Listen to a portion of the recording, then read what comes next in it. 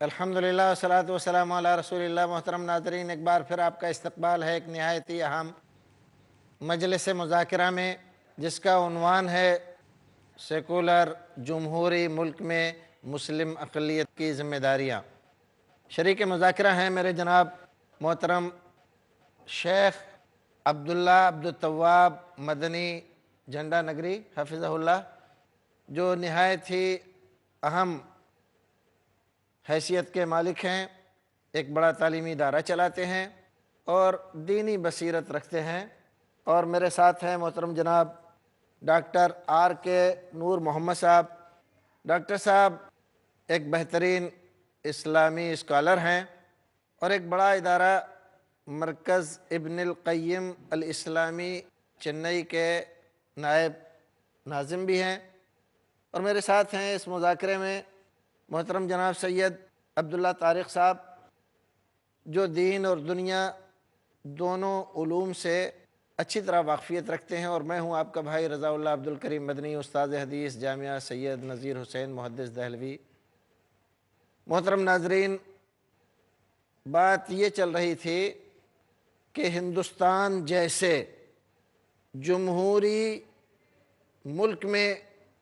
یا کسی اور سیکولر ملک میں مسلم اقلیت کو جو مسائل درپیش ہیں، ان کے حل کے لیے اسلام ہماری کیا رہنمائی کرتا ہے،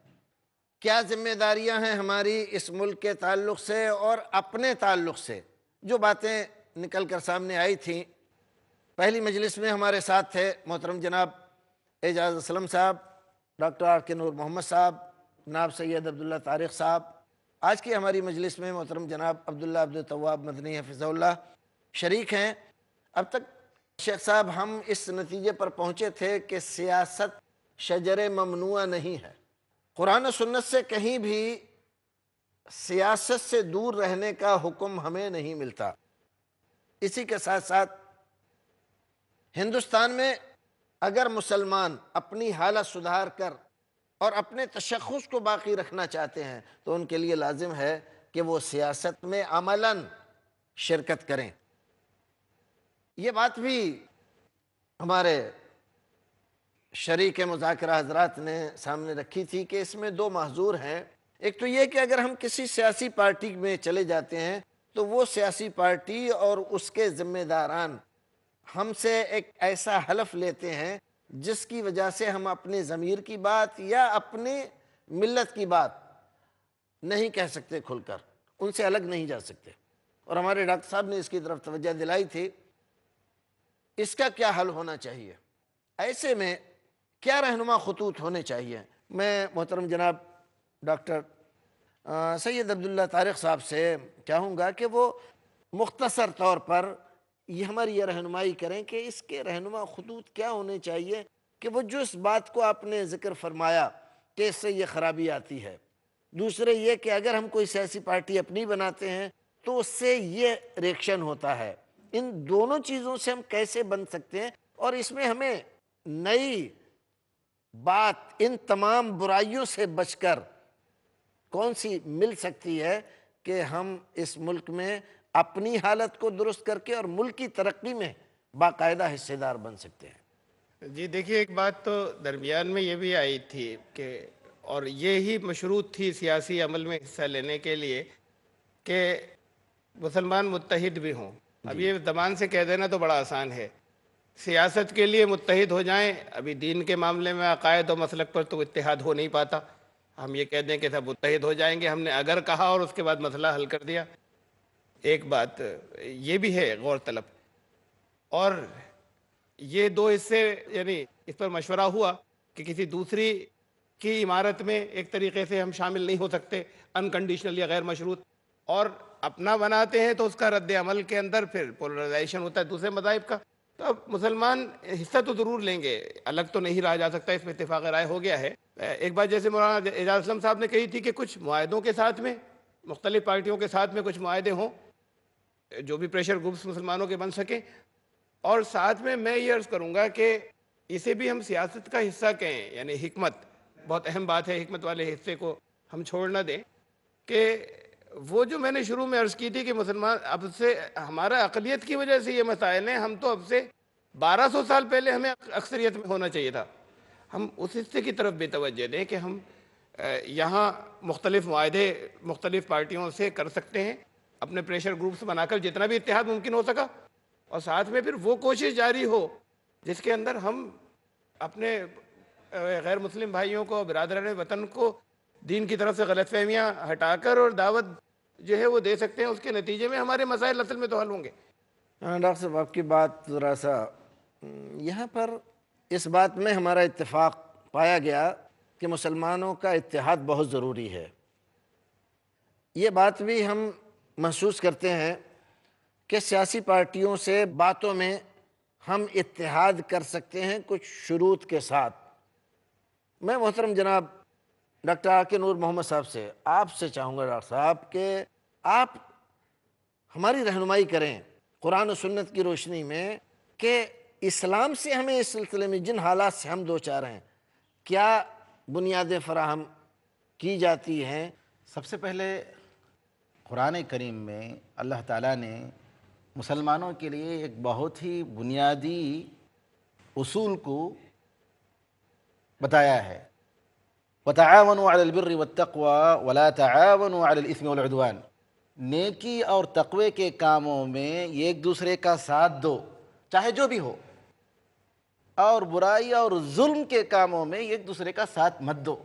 ایک دوسرے کا تعاون مت کرو. یہ قرآن کریم کی یہ رہنمائی مسلمانوں کے ساتھ بھی ہے، غیر مسلم برادران وطن کے ساتھ بھی ہے. ہم غیر مسلم بھائی چاہے وہ ہندو ہوں، چاہے وہ عیسائی ہوں، چاہے سکھ ہوں، چاہے وہ جین مت سے تعلق رکھتے ہوں، سب کے ساتھ دہشت گردی ظلم کے خلاف ہاتھ جوڑنے کے لیے تیار ہیں،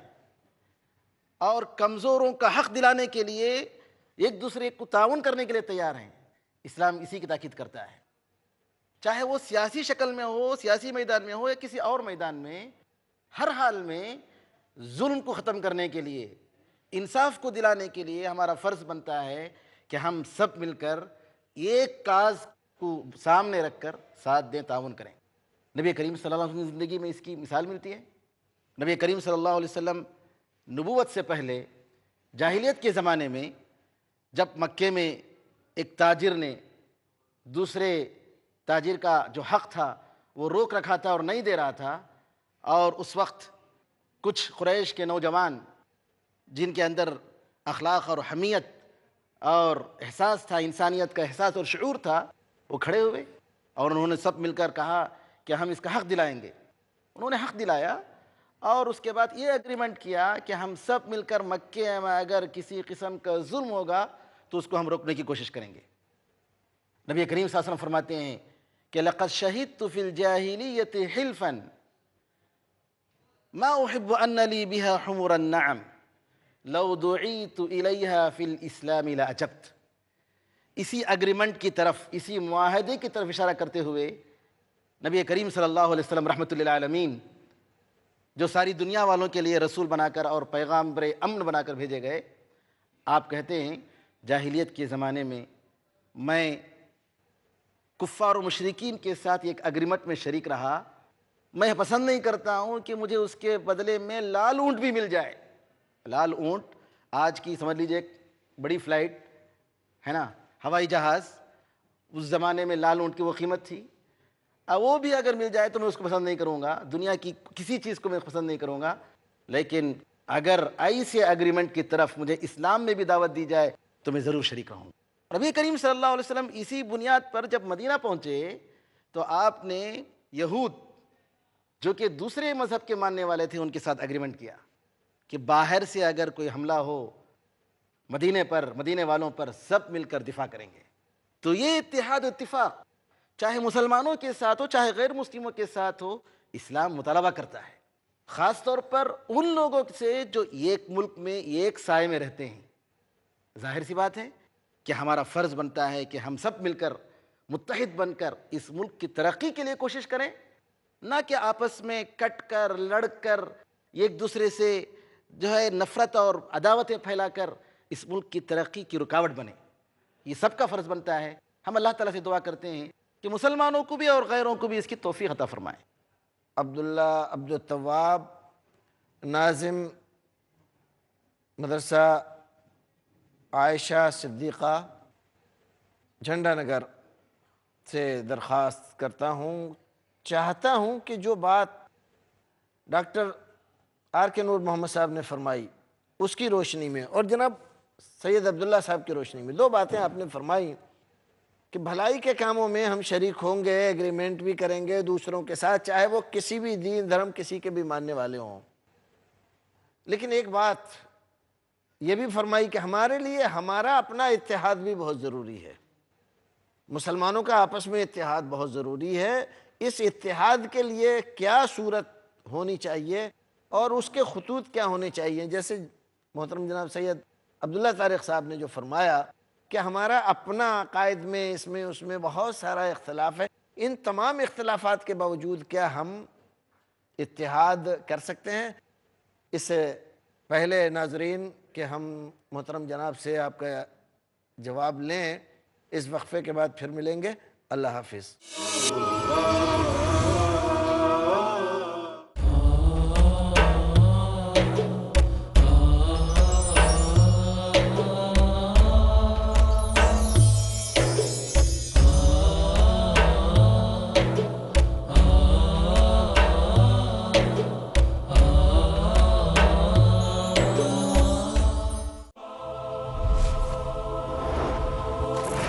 آپسی اتحاد کی تنقید،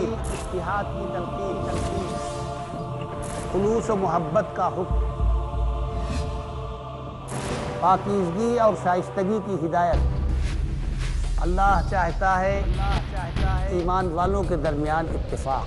پروردگار چاہتا ہے ایمان والوں کے درمیان اتفاق۔ اسلام کی روشنی میں ہر جمعرات شام 7 بجے اور دوبارہ صبح 10:30 بجے انڈیا میں پیس ٹی وی اردو پر۔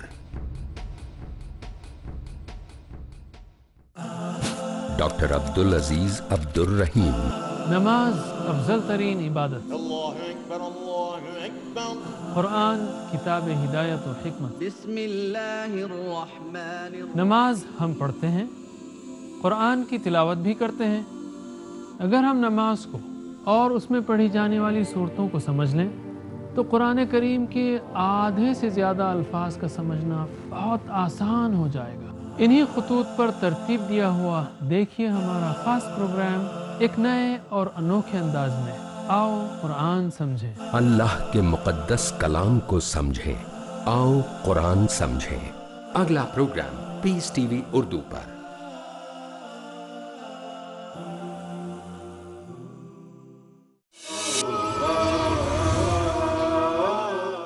ہاں تو جناب میں نے آپ سے ایک سوال کیا تھا، میں چاہوں گا کہ اس کا جواب۔ بسم اللہ والحمدللہ والصلاة والسلام علی رسول اللہ۔ اصل میں اقلیت اور اکثریت کا مسئلہ بھی قابل غور ہے، وہ اس حیثیت سے کہ ہندوستان جیسے بڑے ملک میں اگر ہم اپنے آپ کو اقلیت کہتے ہیں تو بڑی محرومی کا یہ احساس ہوتا ہے۔ اس کے برخلاف اگر ہم اپنے آپ کو دوسری بڑی اکثریت سمجھیں تو بہت سارے مسائل ہمارے خود سے حل ہو جائیں گے۔ وہ اس معنی میں کہ ایک تو خود امت اسلامیہ کو اللہ رب العالمین نے جس مقصد کے تحت برپا کیا تھا اس عالم میں، کنتم خیر امت اخرجت للناس تأمرون بالمعروف وتنہون عن المنکر، کہ انسانیت کی فلاح و بہبود کے لیے برپا ہی کیا گیا ہے کہ آپ بھلائی کے کام کو فروغ دیتے ہیں۔ یہ بھلائی کو فروغ دینے کے لیے مواقع جہاں جہاں بھی آئیں گے آپ کو اس کے لیے اقدام کرنا ہوگا۔ برائی اگر کہیں پنپ رہی ہے، حسب حیثیت، حسب صلاحیت، حسب موقع، اس برائی کو ختم کرنے کے لیے بھی آپ کو کوشش کرنی ہوگی۔ یہ ہمارا فریض منصبی ہے۔ اللہ رب العالمین نے یہی منصب دے کر کے ہم کو اس دنیا میں ہمیں وجود بخشا ہے۔ اس نقطہ نظر کو سامنے رکھ کر جب ہم دیکھتے ہیں تو سیاست ہمیں کوئی شجر ممنوع واقعتاً نہیں نظر آ رہی ہے، جیسا کہ میں نے پہلے آپ حضرات کی گفتگو سے اندازہ مجھے ہوا، اور میں اس کی تائید میں ہوں کہ سیاست شجر ممنوع نہیں ہے، کبھی نہیں رہی ہے۔ ہمارے بڑے بڑے علماء کرام نے اس بات کی اجازت دی ہے کہ مسلمان حالات اور تقاضے کے مطابق ملکی سیاست میں حصہ لیں، اور کچھ شخصیات نے اگر اس سے اختلاف کیا ہے تو انہوں نے باقاعدہ کتاب و سنت کی روشنی میں اس کا جواب دیا ہے۔ اب ہمیں یہ دیکھنا ہے کہ ہندوستان جیسے بڑے ملک میں جہاں مسلمانوں کی بہت بڑی تعداد ہے، لیکن افسوس اس کا ہے کہ مختلف فرقوں اور مسالک میں یہ امت تقسیم ہو گئی ہے، اور پھر جب ملی مسائل پہ کہیں اکٹھا بھی ہوتے ہیں تو ایک پریشانی یہ آتی ہے کہ وہ اپنے عقائد اور مسلک کی نمائندگی کے ساتھ آتے ہیں، اور ظاہر ہے وہ ایک طبعی صورتحال ہے، اس کے ساتھ آئیں گے، آپ اس کو ختم نہیں کر سکتے۔ ملی مسائل کے لیے کوئی اجتماع کر لینا یہ اور بات ہے، لیکن اگر ہم یہ طے کر چکے ہوں یا کوئی طے کرنا چاہتا ہو یا کسی کے دل میں یہ بات بظاہر سننے میں بہت اچھی لگتی ہے کہ صاحب امت میں اتحاد ہونا چاہیے، یقیناً ہونا چاہیے، سب کچھ ہے، لیکن موجودہ حالات میں اگر یہ پیش آئیں کہ پورے ہندوستان کے تمام مسلمان ساری پارٹیوں سے نکل کر کے اپنا الگ کوئی سیاسی جماعت بنا لیں تو یہ ناممکن صورتحال ہے، ایسا نہیں ہو سکتا۔ آپ اپنی بات ذرا یاد رکھیے گا، میں ذرا سید عبداللہ صاحب سے کہتا ہوں، آپ نے ذکر فرمایا کہ مسلمانوں میں بڑا اختلاف ہے عقائد کا، اس کا اس کا، کیا ہم یہ سمجھیں کہ جب تک یہ سارے اختلافات ہم ختم نہیں کریں گے ہم کو سیاست میں حصہ نہیں لینا چاہیے؟ کیا آپ یہ کہنا چاہتے ہیں؟ جی یہ نہیں کہنا چاہتا میں، لیکن اصل میں بات اتحاد کی آئی تھی، اس لیے میں نے یہ بات عرض کی تھی کہ متحد ہونا تو ایک بہت دور کی بات ہے، لیکن میں سمجھتا ہوں کہ سیاست میں حصہ لینا ابھی اس شکل میں شاید وقتی طور پر مناسب ہو یا ممکن ہو کہ مختلف جگہوں پر جو اسلام یا مسلمانوں کے خلاف جو نمائندے کہیں سامنے آ رہے ہوتے ہیں انہیں روکنے کی کوشش کی جائے، ہر جگہ پر، ہر مقام پر، الگ الگ مختلف جگہوں پر، چاہے وہ کسی بھی سیاسی پارٹی سے لوگ تعلق رکھتے ہوں، اور اس مقصد کے اوپر شاید مسلمان اس شہر کے یا ضلع کے سارے نہ صحیح لیکن ایک بڑی تعداد جو ہے وہ وقتی طور پر اس الیکشن کی حد تک کسی ایک ضلع کی حد تک اکٹھی ہو سکتی ہے۔ ہاں لیکن ڈاکٹر صاحب ملت نے کئی بار اس کا تجربہ کیا ہے الیکشنوں میں، الگ الگ الیکشنوں میں، آپ ذرا توجہ فرمائیں اس بات کی طرف کہ کیونکہ میں پھر آپ کی طرف اس بات کے لیے آؤں گا، تجربہ کیا کہ ہم نے اس بات کی کوشش کی کہ فلاں فلاں پارٹی کو روکنے کی کوشش کی جائے اور ان کے مقابلے میں جو فلاں فلاں پارٹیاں ہیں ان کو سپورٹ کیا جائے، کیا گیا اور ملت نے بھرپور طریقے سے کیا، ان کو حکومت تک پہنچا دیا، لیکن وہ وہاں پر پہنچنے کے بعد ہمارا کوئی مسئلہ حل نہیں کرتے، ہمیں ایسے فراموش کر جاتے ہیں جیسے ہم کچھ تھے ہی نہیں۔ ایسی صورتحال میں وہی تجربہ دوبارہ دہرانا کیا ہمارے لیے مناسب ہے یا کوئی اور طریقہ ہمیں نکالنا چاہیے؟ کیونکہ ہمارے جو مسائل ہیں دن بدن الجھتے چلے جا رہے ہیں، ہمارا نوجوان، ہماری تعلیم، ہمارا اقتصاد، ہمارے مائیں بہنیں، ہماری مساجد، ہمارے مدارس، یہ سارے مسائل اتنے زیادہ الجھتے چلے جا رہے ہیں، اور جن لوگوں کو ہم لاتے ہیں وہاں تک پہنچاتے ہیں پارلیمنٹ تک، وہ وہاں پہنچنے کے بعد پھر پیچھے مڑ کر ہماری طرف نہیں دیکھتے۔ جناب میں یہ عرض کرنا چاہوں گا کہ ایک تو جب الیکشن کا موقع آتا ہے تو بہت ساری آوازیں اٹھتی ہیں مختلف جہات سے، مختلف شخصیات کی طرف سے، کچھ اس میں ایسے نام ہیں جو بڑے نامور ہوتے ہیں، بہت ہی معروف شخصیت ہوتی ہے، اور کوئی نہ کوئی سہارا ملت کی طرف سے ان کو ملا ہوتا ہے، وہ اس موقع کا فائدہ اٹھاتے ہیں۔ اس میں شعبدہ باز قسم کے لوگ، بازیگر قسم کے لوگ آگے آتے ہیں اور وہاں پہنچ کر کے ملت کا استحصال کرتے ہیں اس جذبے کا کہ متحد ہونا چاہیے۔ کچھ لوگوں کو کسی پارٹی کے نام پر انہوں نے جمع کر لیا۔ میں یہ سمجھ رہا ہوں اب تک جو مجھے اپنی بات آپ حضرات کے سامنے رکھنی تھی وہ یہ کہ ایک تو حقیقت یہ ہے کہ ہندوستان کے مختلف علاقوں کی سنجیدہ مسلم شخصیات، علماء کرام، اہل فکر و دانش، یہ لوگ بیٹھیں، اور یہ الیکشن کے موقع پر صرف نہیں، الیکشن کے موقع پہ بات عام ہوتی ہے کوئی شک نہیں، لیکن الیکشن ختم ہونے کے بعد پھر وہ ساری سرگرمی ہماری وہ سرد ہو جاتی ہے، رک جاتے ہیں لوگ، سارا جوش ٹھنڈا پڑ جاتا ہے، وہ ایسا لگتا ہے جیسے سوڈا واٹر کا کوئی بال آیا ہے اس موقع پر اور اس کے بعد سارا جوش وہ بیٹھ جاتا ہے۔ ایسا نہیں ہونا چاہیے، بلکہ وہ مستقل، ابھی جیسے الیکشن ہر جگہ ہے، لوگ آ رہے ہیں، مختلف آوازیں ہم سن رہے ہیں کہ صاحب یہ ہونا چاہیے اور وہ ہونا چاہیے، بس اسی حد تک لوگ رہ جاتے ہیں۔ اول تو ان پر نگاہ ہونی چاہیے، واچ ہونا چاہیے مستقل طور پہ، اور ان کی گرفت ہونی چاہیے۔ حقیقت یہ ہے کہ ان کی گرفت اس معنی میں کہ ملت کے افراد کے سامنے بتایا جائے کہ بھائی انہوں نے آپ کا استحصال ہمیشہ کیا ہے، اور اس موقع پر پھر فلاں سیاسی پارٹی کی طرف یہ رہنمائی کر رہے ہیں، قوم کے ساتھ غداری ہے، کیونکہ اس سے پہلے کچھ نہیں ہوا، کسی طرح کی کوئی صورت نہیں پیدا ہوئی۔ تو ایک تو یہ کہ مسلمان اپنے طور پہ پورے ہندوستان کے تمام صوبوں سے کچھ نہ کچھ اکٹھا ہو کر کے ایک سیاسی جماعت اگر حالات اجازت دے رہے ہیں، اور میں سمجھتا ہوں اجازت دے رہے ہیں، تو ایک تو سیاسی جماعت ان کی ہونی چاہیے، لیکن یہ بھی ناممکن ہے کہ ساری پارٹیوں میں ملت کے افراد جو شامل ہیں وہ نکل کر کے اس میں آ کر کے نہیں شامل ہو سکتے ہیں، ایسا نہیں ہوگا۔ آپ اگر یہ چاہیں، یہ فریضہ آپ کر لیں اور ذہن میں یہ قائم کر لیں مفروضہ کہ وہ لوگ نکل کر کے آ جائیں گے اور ہماری پارٹی بہت ہی زیادہ ان کو لے کر کے چلے گی، ایسا نہیں ہوگا۔ مختلف پارٹیوں میں ملت کے مسائل کو حل کے لیے پریشر کے طور پہ کام کرنے کے لیے، ان پہ دباؤ بنائے رکھنے کے لیے اپنے لوگوں کو شامل رکھنا چاہیے، بلکہ باقاعدہ طور پہ شمولیت ہونی چاہیے، اور اس جذبے کے تحت ہونی چاہیے کہ ہمیں واقعی اس ملک میں بھی رہنا ہے، تو ان سیاسی پارٹیوں کو بھی درست رکھنا چاہیے اپنے فکر کے ساتھ۔ بہت بہتر، اپنے بہت فکر بہتر، کے آپ نے ساتھ بہت درست اچھا رکھنا فرمایا۔ اور دو باتوں کی طرف ڈاکٹر صاحب توجہ چاہوں گا آپ کی، کہ آپ نے دو باتوں کی طرف توجہ دلائی۔ ایک تو یہ کہ سیاست میں مسلم اور غیر مسلم کچھ غلط لوگ شامل ہو گئے ہیں، جس سے وہ اپنے مفاد کے چکر میں ہر وقت لگے رہتے ہیں، اور جو کام ہونا چاہیے اپنا ملت کا وہ نہیں ہو پاتا۔ دوسری بات، اس کی کوششیں سیاست کو ہم موضوع گفتگو تبھی بناتے ہیں جب الیکشن آ جاتا ہے،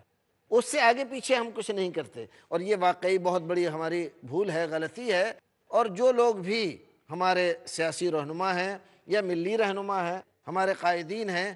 ان کو اپنی اس کوتاہی کو تسلیم کر کے اور اس کے لیے کوئی تسلسل کے ساتھ کوشش کرنی چاہیے۔ میں آپ کی توجہ آپ تمام حضرات کی چاہوں گا کہ میرا اپنا احساس ہے،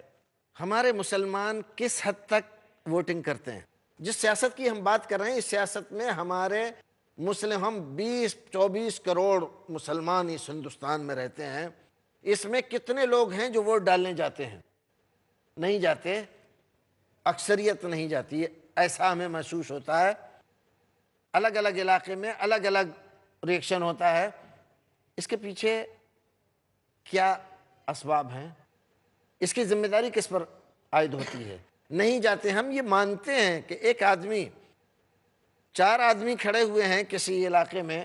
ظاہر ہے چاروں آدمی ایک جیسے نہیں ہیں، ایک آدمی اچھا ہے، ایک آدمی بہت بدمعاش ہے، ایک آدمی ایسا ہے کہ اگر وہ آ گیا تو معاشرے اور سماج کو، اس علاقے کو نہایت فرقہ پرستی میں وہ مبتلا کر دے گا۔ ایسے میں ہمارے پاس کوئی ذریعہ نہیں ہے اس کو روکنے کا، صرف ایک ووٹ ہے جس کی بنیاد پر ہم اس کو روک سکتے ہیں۔ ایسے میں ہم ووٹ ڈالنے نہ جائیں، ہمارے عوام ووٹنگ کرنے نہ جائیں، اور اس کو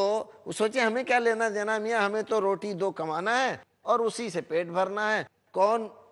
ایم پی بن رہا ہے، کون ایم ایل اے بن رہا ہے، ہمیں تو اس سے کوئی لینا دینا نہیں ہے۔ تو یہاں سے مسئلہ حل نہیں ہو جاتا، یہ غلط فکر ہے، اس فکر کو بدلنے کی ضرورت ہے۔